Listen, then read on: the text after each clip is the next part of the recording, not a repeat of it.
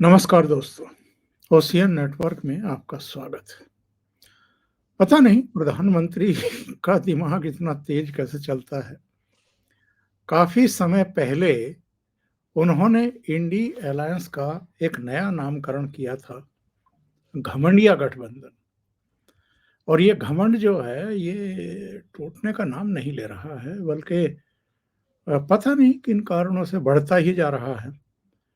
और घमंड तो अच्छों-अच्छों का नहीं रहा है। जो उदारता होती है, जो सद्भावना होती है, जो समन्वय होता है, वो ज़्यादा एग्ज़िस्ट करता है, ज़्यादा लंबी उसकी उम्र होती है। और ये तो कहा भी जाता है कि जीभ जो है वो आजीवन आपके साथ रहती है, लेकिन दाँत टूट जाते हैं। अब इन घमंडिया गठबंधन के सहयोगियों में महाराष्ट्र में भारतीय जनता पार्टी का नेतृत्व जो घमंडी थे, उनका इलाज कर चुके हैं। यानी शरद पवार और बड़बोले संजय राउत और उनके नेता उद्धव ठाकरे। वहाँ एकनाथ शिंदे मुख्यमंत्री बन चुके। अजित पवार अपने चाचा से बगावत करने के बाद उप मुख्यमंत्री बन चुके। बिहार में एक और घमंडी परिवार जो आकंठ भ्रष्टाचार घोटालों के गंभीर आरोपों में घिरा हुआ है, जिसको अदालत से भी समन जारी हो रहे हैं। ईडी की तरफ से भी बुलावा आता ही रहता है। दूसरी एजेंसियां भी उनके यहाँ जाकर के सर्च करती रहती हैं, रेड मारती रहती हैं। और ऐसे-वैसे आरोप नहीं है, बेहद संगीन आरोप हैं। जॉब के बदले ज़मीन लिखवा लेने के चारा घोटाले में तो 4 मामलों में ऑलरेडी सज़ा हो चुकी है।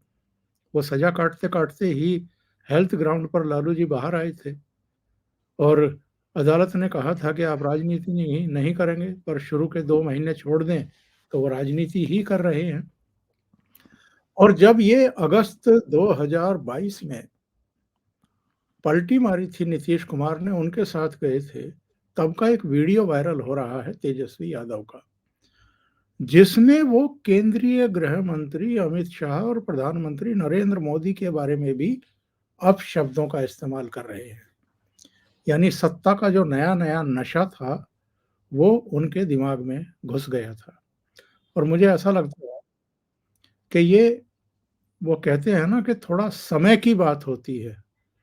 और नरेंद्र मोदी और अमित शाह के बारे में एक बात तो कम से कम अब तक हम लोगों की समझ में आ ही चुकी है, ठंडा करके खाते हैं। जल्दबाजी में कोई फैसला करते नहीं हैं या पलटवार करते नहीं हैं। और बिहार में जो कुछ हुआ है, इसके बाद एक बार फिर वही तेजस्वी यादव उन्हीं तेवरों में दिखाई दे रहे हैं। सबक सिखाने की बात कर रहे हैं, जनता दल यू को तोड़ने की बात कर रहे हैं। अभी खेला बाकी है, ये कह कह रहे हैं। तो सीधे पटना से जुड़ते हैं अभिषेक तिवारी जी के साथ और समझने की कोशिश करते हैं कि इतनी मुसीबतों में घिरने के बावजूद, इतने झटके लगने के बावजूद इतना आत्मविश्वास ये लोग लेकर कहाँ से आते हैं। तो चलिए सीधे जुड़ते हैं अभिषेक जी के साथ। अभिषेक जी, बहुत स्वागत है। नमस्कार। ओमकार सर, आपको प्रणाम, आपके सभी दर्शकों को प्रणाम, नमस्कार, जय श्री राम। तो ये जो तेजस्वी ने आज बयान दिया है, इसके पीछे का विश्वास क्या है? क्या जनता दल यू को तोड़ने की जो वो धमकी दे रहे हैं, नीतीश को जो सिखाने की बात कर रहे हैं कि हम सबक सिखा देंगे, इसके पीछे कोई तथ्य है या ऐसे ही हवाई धमकियां दी जा रही हैं? बताता हूं इसके बारे में। लेकिन क्या है कि तेजस्वी यादव जैसे लोग जो है, अभी पूरी उम्र है, आयु है, अगर सीखना चाहते हैं तो राजनीति सीख जाएंगे। लेकिन अभी तो क्लासरूम के जो हेडमास्टर नहीं, यूनिवर्सिटी टॉपर हैं राजनीति के क्लास के, नरेंद्र मोदी जी की एक बात याद दिलाना चाहता हूं। लाल किले के प्राचीर से उन्होंने कही थी और 2016 में कही थी। इन लोगों की याददाश्त कमजोर होती है, मैं याद दिला कि मैं 4 साल राष्ट्रनीति करूंगा, देश के विकास में करूंगा, अंतिम 1 साल मैं राजनीति करूंगा। कहा था ना सर। अब अंतिम 1 साल में आपने तो वीडियो के इंट्रोडक्शन में गिनवा दिया कि अंतिम 1 साल में राजनीति में क्या-क्या हुआ। तो असल चाणक्य अमित शाह जी हैं, मोदी जी हैं, उस पे हम नहीं जाएँगे। दोनों एक ही हैं। लेकिन राजनीति तो है। अब आते हैं कि जदयू को तोड़ लेंगे। मैं आपके शो पर बार-बार दावे के साथ कहता रहा कि नीतीश का विधायक तोड़ ले, ऐसा कोई माई का लाल पैदा लिया ही नहीं है। 6 गायब थे, आज आप देख लीजिए गोपाल मंडल का स्टेटमेंट। नरेंद्र मोदी जिंदाबाद हैं, जिंदाबाद रहेंगे, हमारे नेता आदरणीय नीतीश कुमार जी हैं और हम नेतृत्व के साथ हैं। तो इनका प्लान क्या था मैं बता दूं। प्लान बी इनका ये था कि हम जदयू के 15 विधायकों को फ्लोर टेस्ट के दौरान रोक देंगे, सदन के बाहर या कुछ भी करके। वो संभव हो नहीं पाएगा। अब सरकार बन चुकी है, वो कहां से संभव हो पाएगा। और फ्लोर टेस्ट किस दिन होना है? 5 फरवरी को, बजट के दिन। अच्छा, वो संभव भी इसलिए नहीं हो पा रहा है क्योंकि अभी तक अब नई सरकार बन गई है, अभी भी कांग्रेस के विधायक नॉट रीचेबल नहीं है सर। मैं 6 बजे शाम तक की न्यूज दे रहा हूं। मैंने स्वयं कांग्रेस के 5 विधायकों के नंबर पे व्यक्तिगत रूप से फोन लगाया, फिर मैं हमारा जो एक संवाददाता है आशुतोष पांडे, उसके नंबर से भी लगवाया, वो सच में नॉट रीचेबल है। हमको तो लगता है कहीं 5 फरवरी आते आते या मार्च के पहले वीक में कांग्रेस में जो 17 हैं उसमें से 14 गायब ना हो जाए और 2/3 के साथ जाएंगे तो वो दल बदल नियम लागू नहीं होगा, तो कांग्रेस बिहार से साफ हो जाएगी। बीजेपी का नंबर सीधे 79 से बढ़कर के लगभग 92 93 हो जाएगा और नीतीश कुमार के पास भी भविष्य में फ्लिप करने वाला ऑप्शन समाप्त हो जाएगा। तो बीजेपी भी बहुत नाप तौल के काम कर रही है। दूसरी बात, इनको लग रहा है तेजस्वी यादव को कि इन्होंने बड़ा काम कर लिया, इन्होंने ही सारी नौकरियां दिलवा दी वगैरह, इन सब पे पूरा आईटी सेल, कांग्रेसी मीडिया, अब तो रवीश कुमार भी पलटू कह रहे हैं।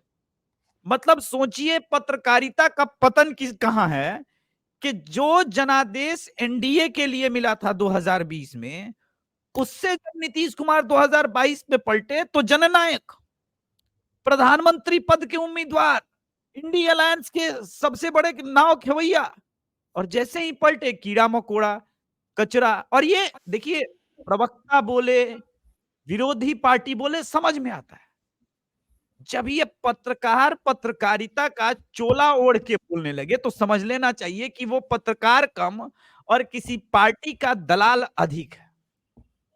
मेरे लिए नीतीश कुमार की राजनीति पहले भी गलत थी और मैं आज भी गलत कहता हूं, लेकिन बीजेपी ने भी कुछ खेल किया और बदला है।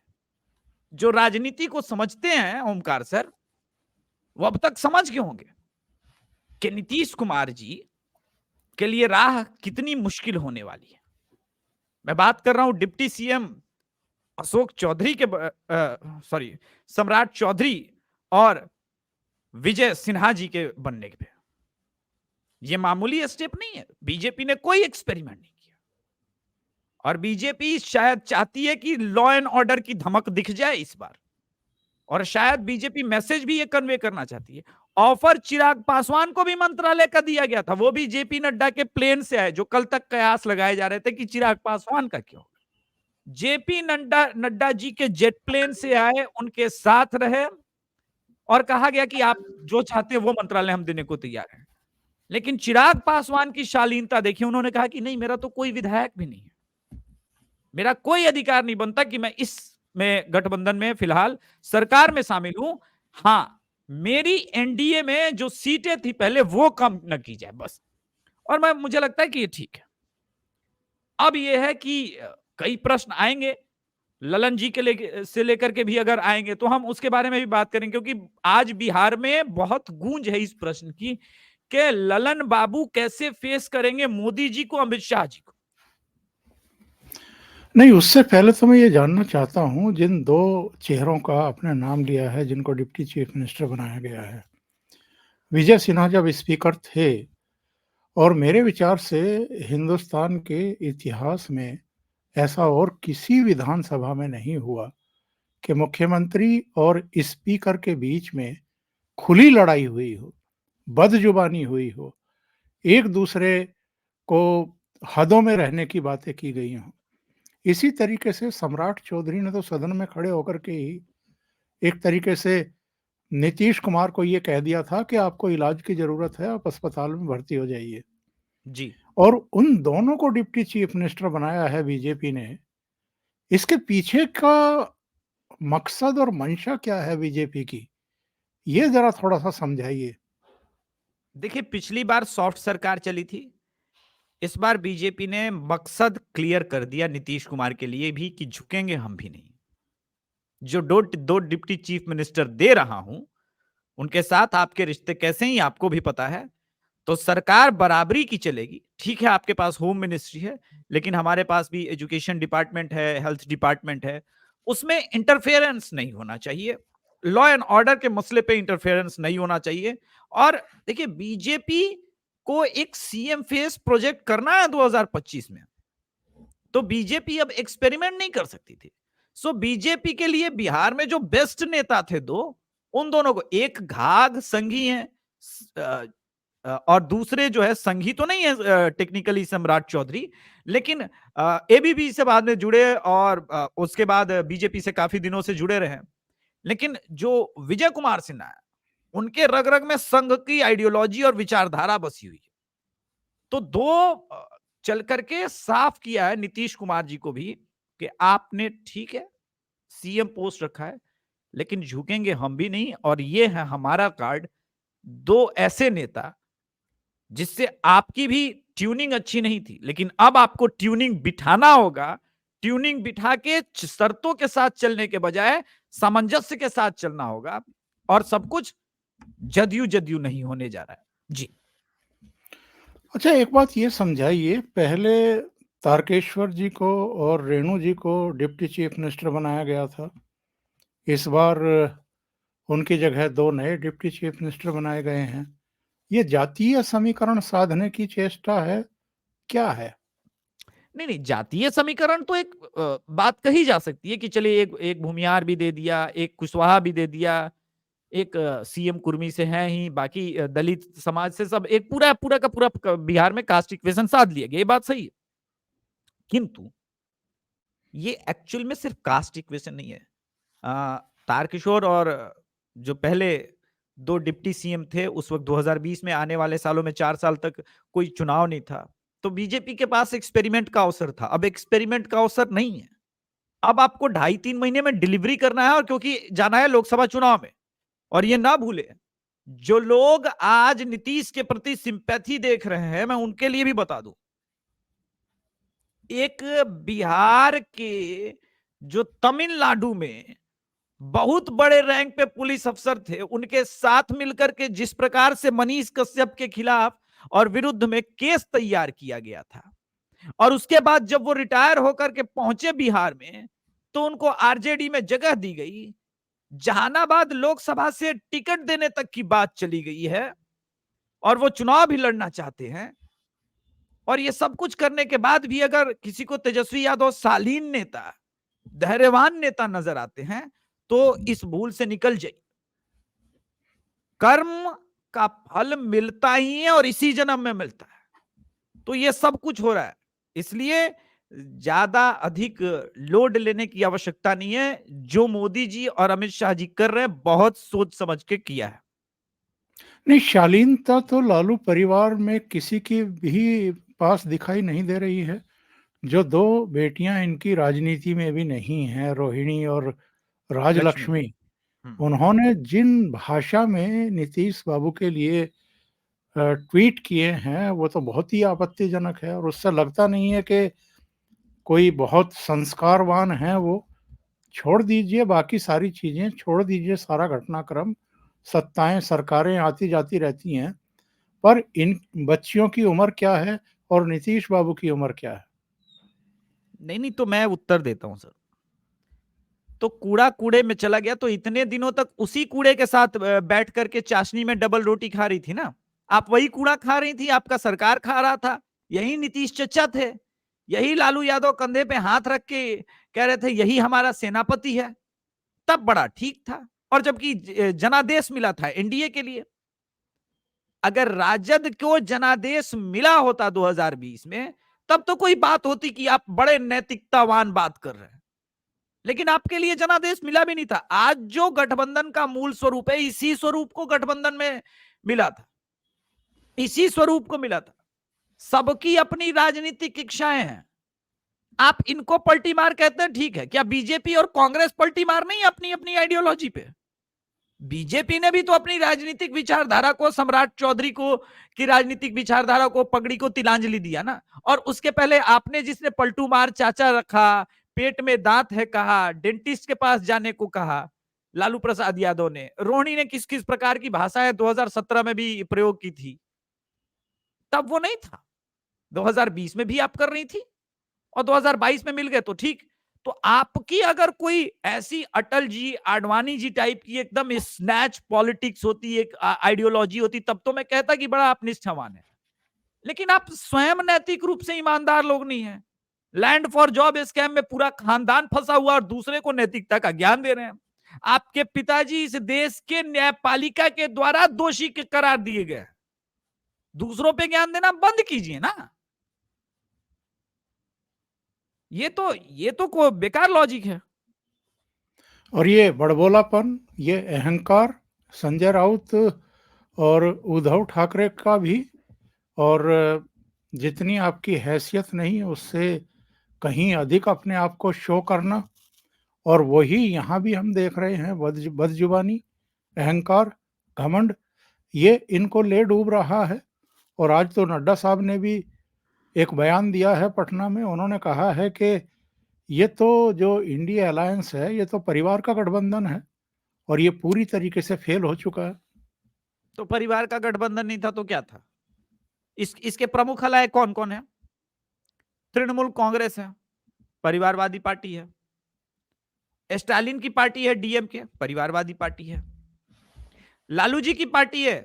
अब इसके बारे में क्या बोले, मतलब लालू जी की पार्टी कितनी निष्ठावान, नैतिकतावान और परिवारवादी है, ये तो आईना दिखाने जैसी बात हो जाएगी।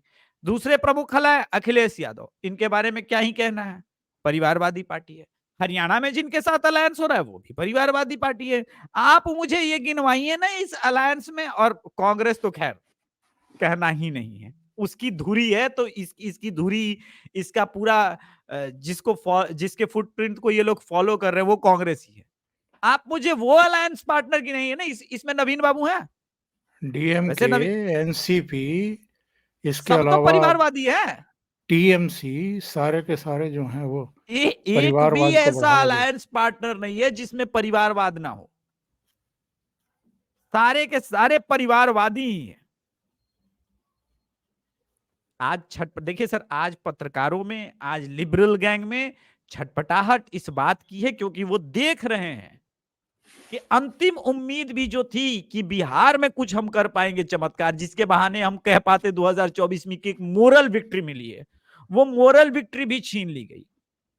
कांग्रेस एक बार फिर से विपक्ष, प्रमुख विपक्षी दल वाला भी न पा सकेगी। ये सब दिख रहा है आंखों के सामने। पत्रकारों को लग रहा है कि 5 साल के लिए फिर से वहीं बैठना होगा, वही रोजगार हमारा है। तो मैं इन गोदी मीडिया के जगह पे ये जो गांधी मीडिया वाले हैं, इन पत्रकारों को, लिबरल सेकुलर चाइनीज गैंग पत्रकारों को कहना चाहता हूं, तुम्हारा तो धंधा ही मोदी के नाम पे चल रहा है। आप ओमकार सर थंबनेल निकाल लीजिए, मैं चैलेंज के साथ कहता हूं, सत्य हिंदी का, पुण्य प्रसून वाजपेयी का, अजीत अंजुम का, हर थंबनेल मोदी और शाह को गाली देते हुए समाप्त होता है। अच्छा, खबरें ऐसी जिसकी ये लोग कल तक तो कह रहे थे कि मीडिया सरकार गिरा रही है, और मैं आपके चैनल पे पिछले 1.5 महीने से बोल रहा हूं कि सरकार में खिचड़ी पक रही है, सब कुछ सही नहीं जा रहा है। तो आपका सोर्स, इतने बड़े पत्रकार, ये क्या कर रहे थे? ये पत्रकारिता नहीं करते, ये वही कर रहे थे जो मालिक का कहते हैं कि हुकुम बजा रहे थे। तो आज इनको मिर्ची लग रही है कि भाई लालू यादव की सरकार गिर गई है। यही नीतीश कुमार 2022 में जब सारी नैतिकता को तोड़ के आए थे तब बड़े अच्छे थे। मेरे लिए एक बिहारी होने के नाते मैं आज भी कहता हूं, नीतीश कुमार की राजनीति बिहार का शोक है, रहेगा। जब तक वो रहेंगे। मेरे लिए नीतीश कुमार की राजनीति कल भी गलत थी, आज भी गलत है और परसों भी गलत रहेगी। ये सब बेकार की बात है। जी। आज तो नीतीश कह रहे हैं कि मुझे मुक्ति मिल गई और जहाँ था वहीं आ गया हूँ और वहाँ मतलब घुटन महसूस कर रहे थे ये। तो सवाल ये है कि गए क्यों थे? गए थे इस देखिए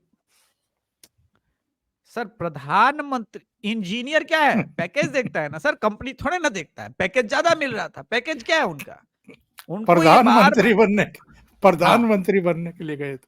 मन की अंतिम लालसा यही थी। लेकिन अब प्रधानमंत्री नहीं बन सकते तो कम से कम 2024-25 के बाद कम से कम राज्यपाल बने, एक सुखद रिटायरमेंट हो, वो वाला ऑप्शन तो कम से कम, दोनों दरवाजे तो बंद नहीं होने चाहिए ना ओमकार सर। तो कहा कि वो वाला दरवाजा बंद है तो कम से कम पुराना वाला दरवाजा खोलो जहां हम थे, तो उसी दरवाजे के पास वापस आए हैं। तो नीतीश ने तो मान लिया है कि राम लहर भी है और मोदी लहर भी है, इसलिए वो तो कान दबा करके वापस आ गए कि चलो 2-4 दिन गाली मिलेगी लालू परिवार की तरफ से, जो ये इकोसिस्टम है, लुटियंस मीडिया है, इसकी तरफ से कुछ और खरगे जैसे लोग, जयराम रमेश जैसे लोग 2-4 दिन गरिया लेंगे, लेकिन फिर मैं सुख से रहूँगा। और जो एक आशंका बन गई थी 2014 की तरह कि कहीं 2 ही ना जीत करके आएँ, तो अब कम से कम संख्या भी बढ़ जाएगी एमपीज़ की। पर जो इंडी अलायंस के बाकी घटक दल हैं, ये सब दिखाई तो उनको भी दे रहा होगा कि देश में माहौल क्या बन गया है। अब देखिए दो बातें हैं सर, दिखाई देना और उसको देख लेना। दिखाई तो उत्तर प्रदेश का भी रिजल्ट आपको चुनाव से 2.5 महीने पहले दिख गया था। आपने मेरे चैनल पे उस वक्त स्पेशली मैंने आपको रिक्वेस्ट करके बुलाया था जब पहली बार अपने चैनल पे, तो आपने जो जो पश्चिमी यूपी के बारे में भविष्यवाणी 2022 के उत्तर प्रदेश चुनाव के संदर्भ में की थी, उससे तो बिल्कुल भी अलग रिजल्ट नहीं आया। तो दिखाई तो आपको दे गया था उत्तर प्रदेश में। अब प्रश्न ये है कि आपको पश्चिमी उत्तर प्रदेश में सही पिक्चर क्यों दिखी? उसका दो उत्तर है। एक तो आप इतने दिनों से पत्रकारिता कर रहे हैं, वरिष्ठ पत्रकार है, लेकिन आप सही पिक्चर देखना चाहते थे, जो था वो देखना चाहते थे। अब यहां प्रश्न ये है कि लिखा तो वहां भी बोर्ड पे है, लेकिन वो देखना नहीं चाहते। एक कोट बताता हूं, बहुत वरिष्ठ पत्रकार रहे हैं शेखर गुप्ता, उन्होंने कहा कि जब हम 2019 के लोकसभा चुनाव के लिए घूम रहे थे तो हमें गरीब कहते थे कि मुझे 35,000 लोन मिला है, 40,000 लोन मिला है, लेकिन हम उन्हें इग्नोर कर देते थे। हम कहते थे ये तो बीजेपी का आदमी है। हम वो सुनना चाहते थे कि कांग्रेस के फेवर में कौन बोल रहा है, समाजवादी पार्टी के फेवर में कौन बोल रहा है। लेकिन जब रिजल्ट आया तो हमें एहसास हुआ कि हम जो सुनना चाहते थे, उसको जो दिखाना चाहते थे, उससे राजनीति में धरातल की सत्यता नहीं बदलती। अब प्रश्न ये है कि अखिलेश यादव आज भी अगर पिक्चर में उत्तर प्रदेश में समाजवादी पार्टी या कांग्रेस अलायंस के लिए 50 सीट देखते हैं, तो इस महामूर्खता का मेरे पास क्या उत्तर है? इस वक्त उत्तर प्रदेश में शीतलहर के अलावे अगर कोई लहर है तो वो राम लहर है, और उसके बाद मोदी लहर और योगी लहर अलग अलग लहर है। इसमें समाजवादी पार्टी के लिए जगह भी कहां बनता है? और जब चार लहर एक साथ टकराती है तो पता है क्या आता है दर्शकों? चक्रवात आता है। और चक्रवात आता है तो क्या होता है? उसमें जो कुछ भी बचा खुचा है वो भी चला जाता है। तो प्रश्न ये है कि बीजेपी 70, एनडीए 70-72 जाएगी या कहां जाएगी, बताना मुश्किल है। अगर ये ना होता जो कुछ हम आज होते हुए देख रहे थे पटना में, तब क्या सिचुएशन होती 2024 के लोकसभा चुनाव में? और अब ये घट गया है, तो अब क्या रहने वाला है? क्या 2019 की तरह लालू जी की पार्टी का खाता नहीं खुलेगा इस बार भी? संभव था। देखिए सर, बिहार को लेकर के जो बिहार और पूर्वांचल के थ्रू बहुत सारे लोग मंडल पार्ट 2 की जो राजनीति में बार-बार कहना चाह रहा हूँ, वो जो शुरू करना चाहते थे, उसका हर जगह पूरे देश में इम्पैक्ट नहीं होता, ये बिल्कुल बात सही है। लेकिन कुछ जगह होता, इसमें भी सत्यता है। बिहार में और पूर्वांचल में उसकी पृष्ठभूमि बनती, बनाई जाती, तो उसका इम्पैक्ट होता। मोदी जी ने सबसे पहले ये समाप्त किया। अब रही बात लालू की, तो मुझे नहीं लगता कि किशनगंज के अलावे वर्तमान में ये जो अलायंस है, ये कहीं भी टेक्निकली मजबूत है। अब क्या ये सिंपैथी के नाम पे लेकर के जाएंगे, तो आपको एक बात बताऊं सर, 2017 में जब नीतीश जी ने गठबंधन तोड़ा था तो लालू यादव ने एक बड़ी विशाल रैली की थी पटना में। सिंपैथी का लहर था, मुरेठा बांधा गया, शंख बजाया गया, वो सब अलग। पर बिहार वोट जाति के नाम पे करता है और मोदी के नाम पे कर रहा है अभी पिछले लोकसभा में, 2 लोकसभा चुनाव में। तो जाति प्लस मोदी प्लस राम लला का इक्वेशन, इसमें माई समीकरण के अलावे कोई समीकरण नहीं बचता इनके पास, सब हवा हवाई हो जाएंगे। सिचुएशन तब बदलेगी जब चिराग पासवान अगर किसी प्रेशर में आकर के, या अगर एनडीए नेतृत्व में कम से कम 4 सीटें तो वो सोच रहा होगा मेरे हिसाब से, तो वो नहीं मिले और वो राजद की तरफ शिफ्ट करे 6-7% का वोट शेयर के साथ, तब there will be a problem, there might be a problem, क्योंकि फिर चिराग पासवान और तेजस्वी यादव की ब्रांडिंग अलग है, दोनों अलग यूथ हैं और बिहार में भटकाव का इस वक्त एक चांस बन सकता है। तो मुझे लगता है तब इस गठबंधन को फिर से समस्या होगी। सो चिराग पासवान इसकी, पर मुझे ये देखना है कि बीजेपी के नरेंद्र मोदी जो बार-बार उनके कंधे पे हाथ रख के अभिभावक वाला एक्सप्लेनेशन देते हैं, आज जिस प्रकार से जेपी नड्डा स्वयं उनको अपने चार्टर प्लेन में लेके गए, जिस प्रकार से सब हमने पिक्चर्स देखी, मुझे लगता है वो मना लिया गया है। तो अगर वो पिक्चर भी वो कहानी भी नहीं होती है, तो 39 सीट्स लोकसभा में कहीं नहीं जा रही है सर। जी। अभिषेक जी, बहुत-बहुत धन्यवाद। आपने होशियार नेटवर्क के लिए इतना समय निकाला और बहुत महत्वपूर्ण घटनाक्रम पर अपने विचार रखे। Thank you so much. नमस्कार। धन्यवाद। जय श्री राम। प्रणाम। जय श्री राम।